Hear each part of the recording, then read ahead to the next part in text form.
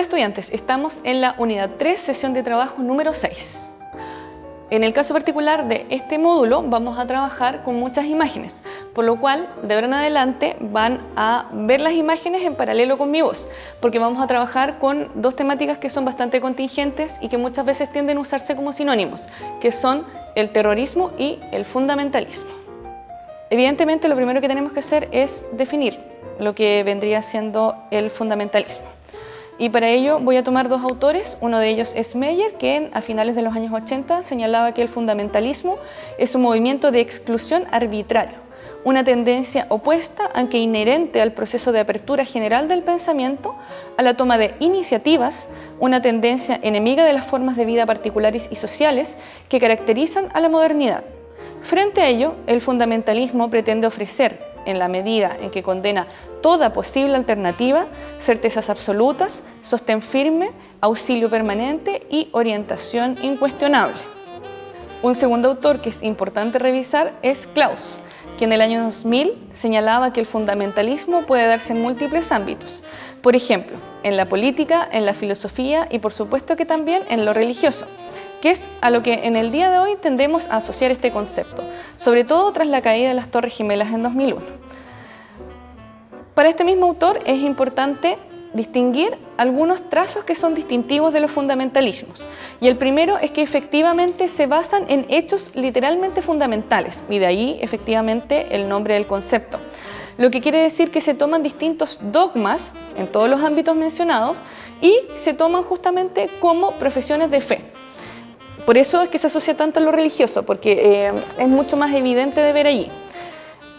Generalmente, en el momento actual nos damos cuenta que se dice que el Islam vendría siendo un movimiento fundamentalista.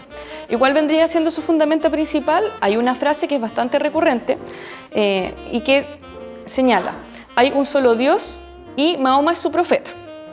Pero si nosotros nos damos cuenta, dentro del mundo cristiano también podemos tener una presentación de un dogma de fe que vendría dando origen, por ejemplo, si quisiéramos proyectarlos a movimientos fundamentalistas, como por ejemplo el creo en la Iglesia Católica. Si ustedes se fijan, estamos asociándolo absolutamente la creencia en Dios a una iglesia en particular.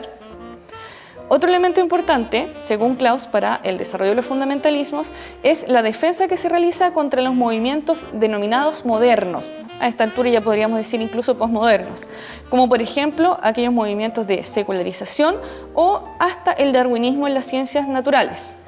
Y ahí tenemos la disputa entre el evolucionismo versus el creacionismo, es decir, el hombre llegó a ser hombre porque Dios lo puso en la tierra o porque efectivamente existió una evolución en las especies hasta llegar al hombre actual.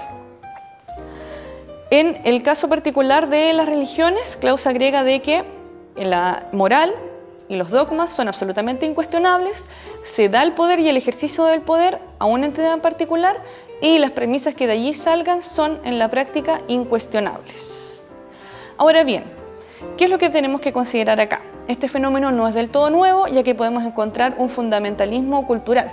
Y un ejemplo súper concreto de eso lo vemos a través del racismo, donde se establecen que hay distintos fenotipos, antiguamente se decía raza y pues de allí el apelativo de racismo, que vendrían teniendo características que las harían superiores a otras. Así como también podríamos encontrar ideas fundamentalistas en los distintos estados. Por ejemplo, cuando se producen guerras entre los estados, que la apropiación determinada de algún territorio se convierte en un hito que lleva a una guerra en particular. También tenemos que diferenciar entonces ahora el fundamentalismo del terrorismo, ya que muchas veces tienden a usarse como sinónimos. Terrorismo viene primero que todo de la época del terror en la Revolución Francesa, donde efectivamente mucha gente murió, las condenas a muerte eran absolutamente rápidas y la definición actual de la ONU vendría siendo que es cualquier acto criminal dirigido contra un Estado y encaminado o calculado para crear terror en las mentes de las personas y también de un grupo en general, o así como también del público en general. Entonces, ¿en qué se diferenciarían el fundamentalismo del terrorismo? Principalmente en decir de que no todo fundamentalismo es terrorista. Por ejemplo, podríamos considerar a los Amish como fundamentalistas, pero si ustedes se fijan, no ha habido ningún atentado de parte de ellos. Además, también esto nos podría dejar fuera lo que es importante para nuestro país en el ámbito de la memoria histórica en torno al terrorismo de Estado. Es decir, ¿qué pasa cuando un Estado atenta en contra de su propia población? Si ustedes se fijan, ahí podríamos usar la noción de fundamentalismo, pero la de terrorismo que dio la ONU no nos serviría, porque no se está actuando en particular en contra de otro Estado, sino que en contra de la población que pertenece al mismo territorio estatal. Ahora bien, ¿qué fenómenos podemos ver asociados a procesos de terrorismo? El más difundido a nivel mundial, obviamente en este minuto, vendría dado por las religiones.